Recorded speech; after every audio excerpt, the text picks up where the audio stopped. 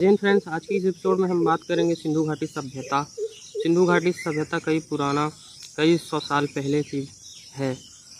जब 1921 में एक रेलवे लाइन ट्रैक बिछाई जा रही थी, तब इनकी खोज हुई दयाराम साहनी के द्वारा। अब अभी के पाकिस्तान, तब पहले पाकिस्तान नहीं थे, हिंदुस्तान में थे। तभी एक ट्रैक बिछने के दौरान सिंधु घाटी सभ्यता की खोज हुई और पता चला कि इतनी पुरानी सभ्यता, एक साम्राज्य जो बिल्कुल विकसित, पूरी आधुनिकीकरण, पूरी वैज्ञानिक के तौर पर बनाया गया शहर बसा हुआ था साम्राज्य। आज के इस दौर में अगर देखें तो इनसे कई ज़्यादा गुना अच्छी, आज के भारत से कई ज़्यादा अच्छी विकसित लगते हैं सिंधु घाटी सभ्यता साम्राज्य।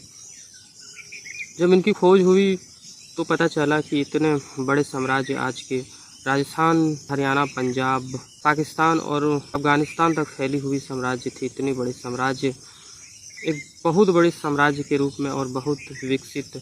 यहाँ की जो सड़कें थी समकोण की तरह काटती थी, बिल्कुल सीधा 90 डिग्री कोण पर सड़कें काटती थी एक दूसरे को। और जो घर के जो आकार थे वो आयताकार थे, बिल्कुल एकदम पहले से सोची सब्जी मैप के द्वारा जैसी बनाई लगती थी। इस तरह की टेक्नोलॉजी थी। देखने में लगता था कि ये कई विकास की उन्नति बेहद और एक अच्छी विकास की प्रेरणा मिलती है सिंधु घाटी सभ्यता से। यहाँ की जो घरें थी वे पक्की ईंटों की बनी थी। इतने पुराने सभ्यता में पक्की ईंटें, लोगों ने कितने उनके अंदर एक टेक्नोलॉजी और विज्ञान की उस दौर में। आज के विज्ञान को देखते हुए ऐसे लगता है कि उस ज़माने में कहाँ से वे लोग इतने अच्छी सोच और विचार कर घरों को बनाए थे। घर की जो खिड़कियाँ थी वो बाहर की ओर खुलती थी और हर घर में एक आंगन थी। आंगन में बीचों बीच एक कुआं थी और जो कुएं के जो पानी निकलता था वो पतली नली से एक रोड के किनारे जो नली होती थी उस नली में जोड़ दिया जाता था। बिल्कुल एकदम सोची समझी लगती थी शहर बसाई गई है। इतनी आकर्षक कि लोग अगर आज की समय देखें तो देखते रह जाएं। इतनी हसीन और इतनी खूबसूरत घरें और नाले, सड़कें बनी हुई थी। एक स्नानागाह मिला है जहाँ पे लोग शायद जाके नहाते होंगे। वहाँ पे कई रूम बने हुए हैं जहाँ पे लोग कपड़े चेंज करते होंगे। इस तरह के साक्ष्य मिले हैं हड़प्पा सभ्यता सिंधु घाटी में।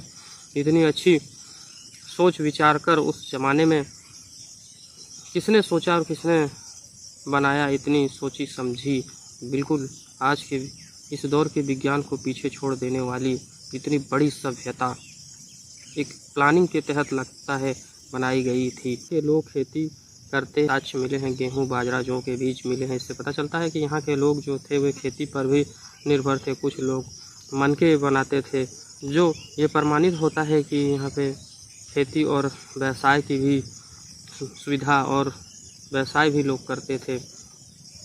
यहाँ एक बहुत बड़ा स्टोर रूम मिला है जहाँ पे एक माल की जखीरा, जो सामानों की जखीरा है, वहाँ पे मिलने की एक आकांक्षा बताई गई है।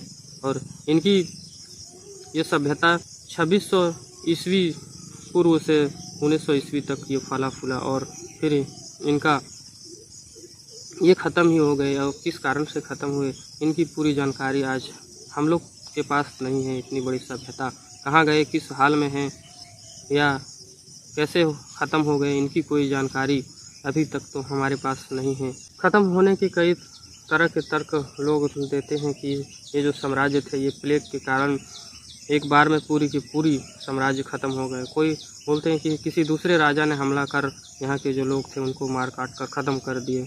और हर कोई एक जैसे तर्क नहीं देते, सब अलग अलग तर्क देते हैं इस साम्राज्य के पतन होने का।